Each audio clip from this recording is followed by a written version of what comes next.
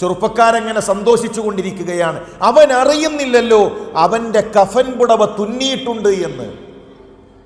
ആലപ്പുഴയിലുള്ള നമ്മുടെ ഒരു സഹപ്രവർത്തകൻ അവിടെ മക്കയിൽ ഉംറക്ക് പോയ സമയത്ത്, നമുക്കറിയാം അവിടെ മയ്യത്ത് കുളിപ്പിക്കുന്ന ആ ഭാഗത്ത് ചെന്ന് കഴിഞ്ഞാൽ കഫൻ പുടവ കിട്ടും.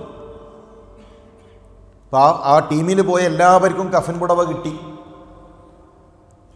ഇത് വലിയ ഒരു സുഖമുള്ള പരിപാടിയല്ലല്ലോ. ചില ആളുകൾ പറഞ്ഞു എൻ്റെ ലഗേജ് ഇപ്പം തന്നെ ഓവറാണ്, വേണമെങ്കിൽ നിങ്ങൾ എടുത്തോളി. അങ്ങോട്ടും ഇങ്ങോട്ടും പരസ്പരം കൈമാറിക്കൊണ്ടിരിക്കണം, ആർക്കും വേണ്ട. കാണാൻ വലിയ ഭംഗിയുള്ള കാഴ്ച അല്ലല്ലോ അത്. അവനൊരു കഫൻ പുടവ വന്ന് നാട്ടിലേക്ക് കൊണ്ടുവന്നു.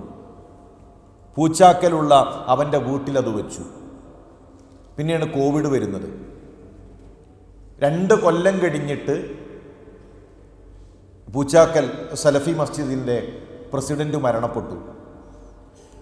ആ പള്ളിയുടെ തൊട്ടടുത്താണ് അദ്ദേഹത്തിൻ്റെ വീട്. അതിൻ്റെ തൊട്ടരികിലാണ് ഞാൻ പറഞ്ഞ ഈ സഹോദരൻ്റെ വീട്. അപ്പോൾ അവൻ പറഞ്ഞു, ഇവനെ ഈ ആദർശത്തിലേക്കും ഈ കൂട്ടായ്മയിലേക്കൊക്കെ കൊണ്ടുവന്നത് അദ്ദേഹമാണ്. ആ കഫൻ പുടവ അദ്ദേഹത്തിന് കൊടുക്കണമെന്ന് പറഞ്ഞു. അതിലാണ് അദ്ദേഹത്തെ മറവ് ചെയ്തത്. നിങ്ങൾ ആലോചിച്ചിട്ടുണ്ടോ?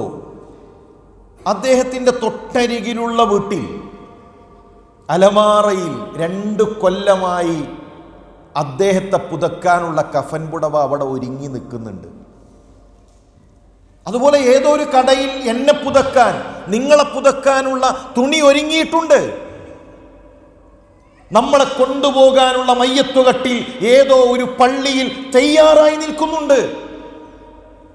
എന്നെയും നിങ്ങളെയും ചുമന്നു കൊണ്ടുപോകുന്നവർ നമ്മുടെ ചുറ്റുമിരിക്കുന്നുണ്ട്.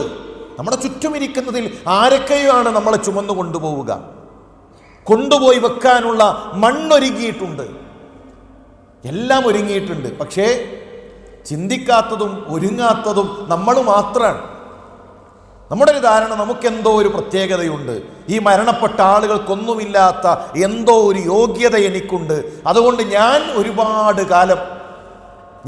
ഒരുപാട് കാലം ആ സ്വപ്നങ്ങളിലേക്ക് എത്തുന്നത് വരെ കഴിയും എന്നതാണ് പലപ്പോഴും ആളുകൾ ചിന്തിച്ചിരിക്കുന്നത്.